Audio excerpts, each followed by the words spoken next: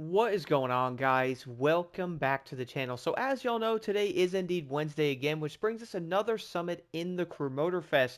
For this week, we are going to have the McLaren A Motorfest selection. With that is going to have the Swift Curve Nitro, which is going to be a bit swifty. Yeah, I know these jokes are kind of bad, but we're also going to have the McLaren P1 Gold Line in gold there, which is going to be the P1 Gold and gold. Yeah, I'm kind of doing bad with this, aren't I? But we're going to have the silver there, which is going to be an interesting reward. And then, 5,000 spare parts, which is not that great. The next summit is going to have the Tiki Tire, guys. This one's going to be fairly interesting, focusing on mainly hypercars. I don't think we've ever seen a summit with mainly hypercars, right? I don't think so. We're then going to have the lovely Noble M600. I admit, this car looks pretty dope. I'm not going to lie. I love it. Definitely going to have to get that thing. I love the setup. 200 grand as well. Definitely going to be worth going after on that. But besides that, guys, in this week's summit, we are going to have a Slalom, a Speedtrap, and a low altitude. Then we're going to be focusing on 3 racing events, then 3 hypercar events. And I do admit there is going to be around 4 of the lovely navigation events in this one, which, yeah, I don't think people are really going to like them that much. I'll jump into that on why I think that is here in a second. But the first thing I do want to talk about, though, is going to be the slalom here. For this, all you really have to do is have a score breaker set, and, well, you could pretty much run any class of your liking. As long as you guys have that, you can run a motocross bike rally raid. With this one being off-road, I would actually recommend using a motocross bike. It is definitely going to do better. And then for the speed trap, though, this one is probably going to be annoying for one simple aspect, which I'm sure everybody probably knows what that is. That is going to be the traffic. Now, you probably could run any dragster vehicle of your choice. I did end up running the Stingray.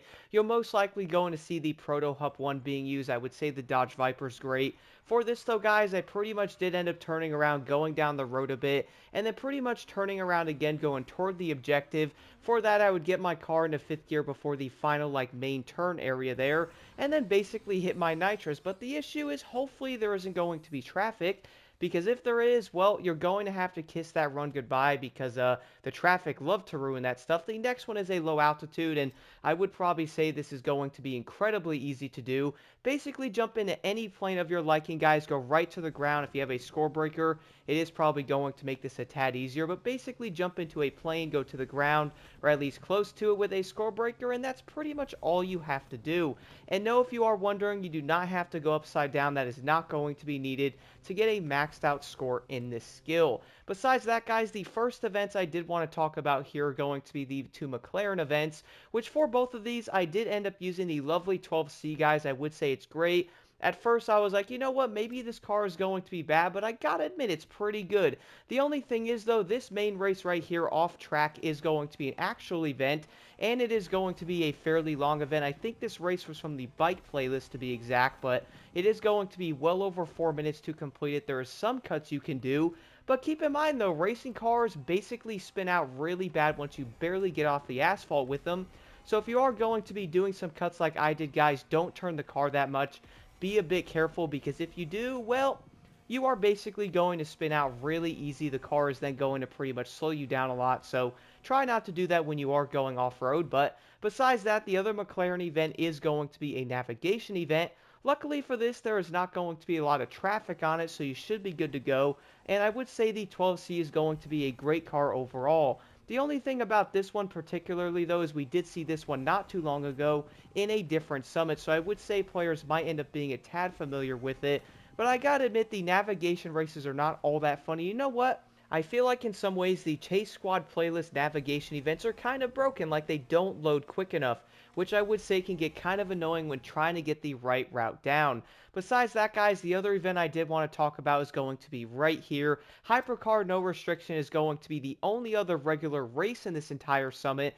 For this, I did end up using the Porsche 919 Street. You could probably use any of the Bugattis and stuff like that. They're going to be a tad quicker.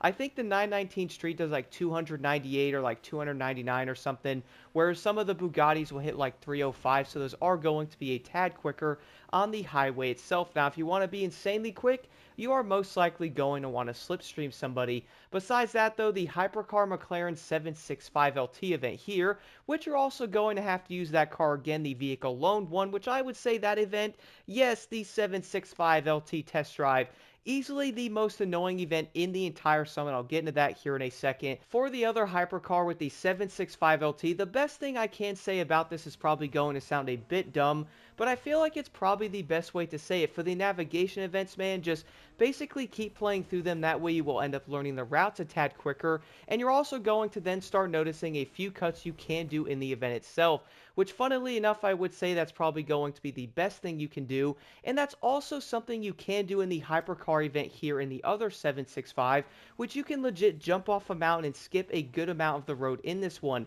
The issue with this event though, guys, I gotta say, I'll show a few clips in the background, or at least the main clip that kind of got me a tad annoyed, is cars legit spawn out of nowhere.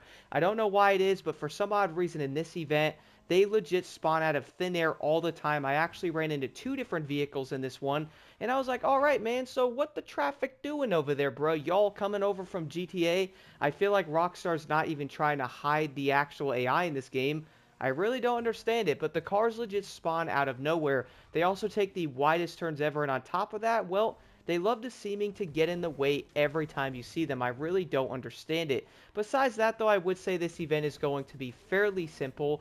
The biggest thing is some of the navigation routes are kind of annoying or can be a tad confusing, so do be careful with the turns you guys are taking. The last event here is going to be in the lovely racing class here in the Grand Tourism. For this, I did end up deciding to use the electric car, guys. Try this car out. I am currently sitting in 13th place when I am recording this here. Basically, let me check my phone. I'm pretty much an hour and 50 minutes after the summit, pretty much right after it came out. So I feel like I did pretty good getting 2 minutes. Wasn't the best run, but one thing I love about the electric R, again, I'm not running any pro settings on any of the vehicles in this. I would say the electric R is going to be absolutely fantastic. I love it. Handles great. It's going to be fast. The brakes work. Really is going to be a great all-around vehicle. But besides all of that though, guys, do let me know if you have any questions in the comments below. I'm going to guess right now and say many players are most likely not going to enjoy the summit, simply down to the navigation events. But anyway, let's jump right into this.